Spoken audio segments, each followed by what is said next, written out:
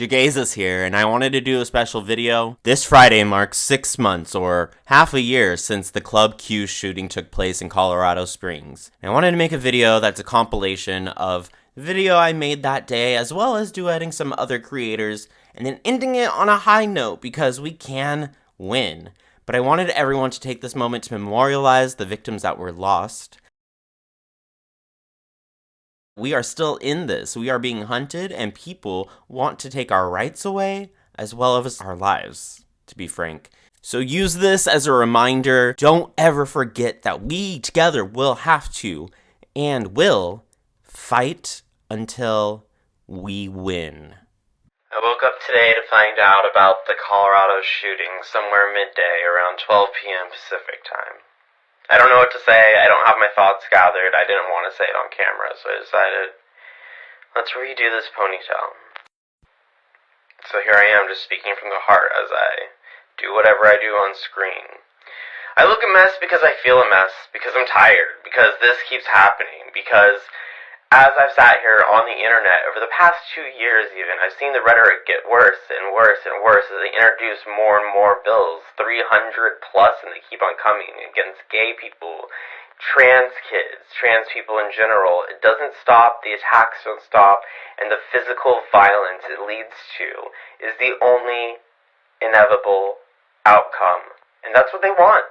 They want a war on us, on LGBTQ people. For what? For me standing here, rubbing oil in my hair I can't even get into the shower to actually brush out and complete because I'm exhausted. The count of right now is 5 people who've lost their lives and 18 injured. Why do we scare you so bad? What is terrifying about this image?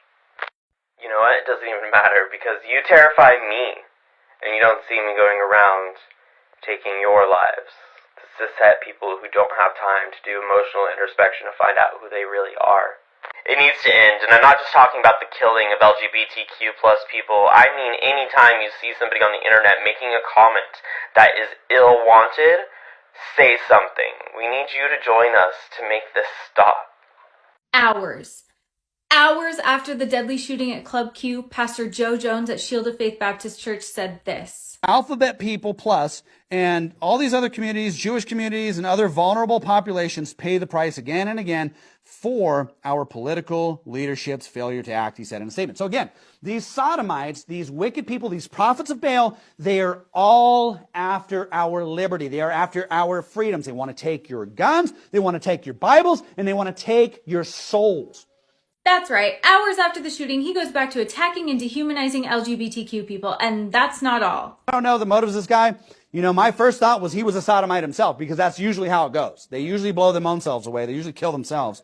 This is why I keep saying, when somebody does or says something incredibly homophobic or transphobic, we have to stop saying, well, they just must be gay and very self-loathing, because that makes room for these bigots to pass the blame onto the LGBTQ community for the attacks that happen on the LGBTQ community. Cis hetero people are very capable of being homophobic and transphobic. It doesn't always mean that they are a self-loathing LGBTQ person. The previous month, this is ABC News. This is, via the Associated Press. The previous month, a fundamentalist Idaho pastor told his small Boise congregation that sodomite, lesbian, transvestite people should be executed by the government, which lined up with similar sermons from a Texas fundamentalist pastor.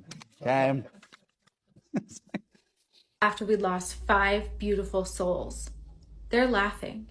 They're laughing about it. They think this is funny.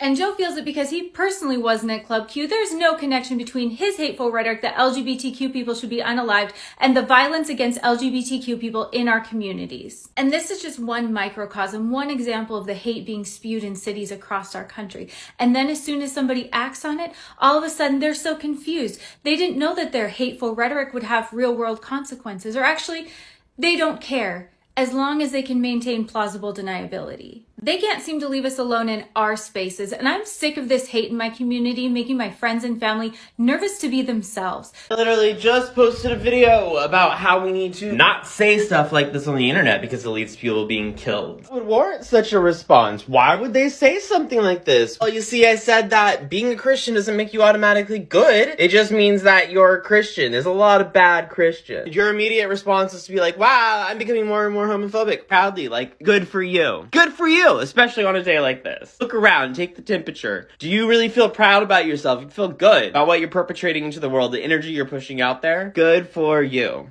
The Christian terrorist who killed 5 people in Colorado Springs went to a church that was led by this pastor. Musket fire?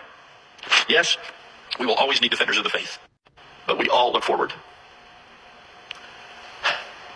to the day when we can beat our swords into plowshares and our spears into pruning hooks.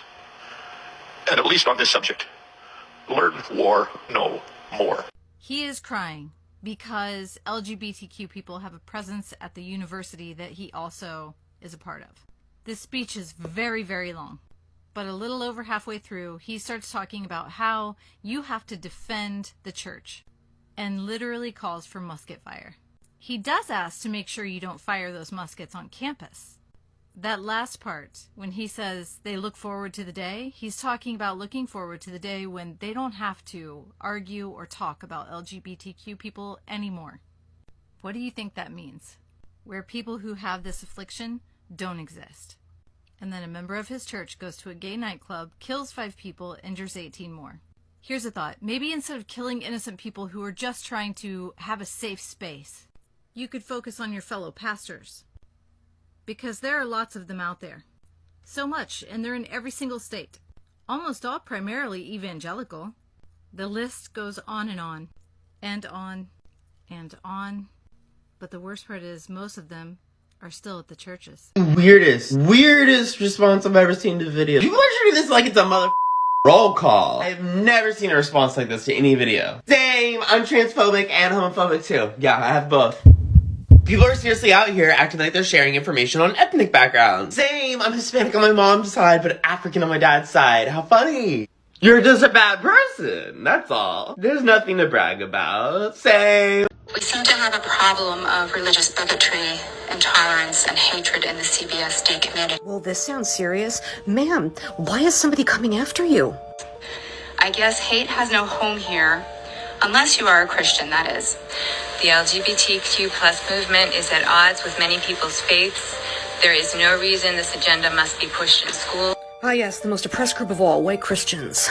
Do you know what's being forced on them? The existence of LGBTQ students in the district. Because those students are being targeted. This is in Central Buck School District in Pennsylvania. Some other highlights real quick. Jesus is the Lord of education, just as he is the Lord of lords. Central Buck School District is heavily infiltrated by Moms for Liberty, which is a dangerous right-wing conservative Christian nationalist group that infiltrates school boards all over the country to push their Christian nationalist agenda and defund public schools. They actually use these tactics. More people need to know about them and how dangerous they are. And they are everywhere. They have to go.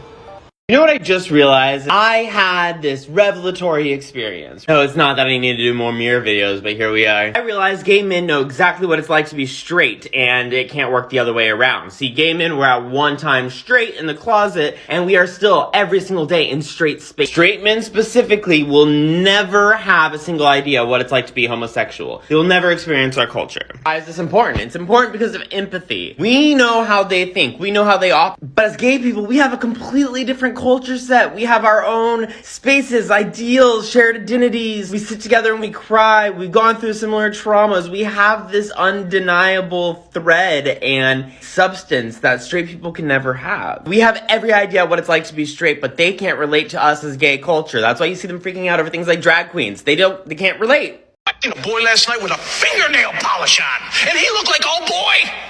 I'm like, I want to break his fingers. Mine are super cute. They're like purple with this little like glitter details. I know, Joe, you're not the one in the relationship who wants to wear the nail polish. That's fine. I got it covered. But trust me when I say I've done a thing or two and we can still play and these aren't gonna break. They're mine. They're not gonna break off anywhere, okay? Just kidding, I want to touch him with a 10-foot pole. If you're afraid of gay men touching you, don't worry, they're not. We won't. I ain't gonna do that.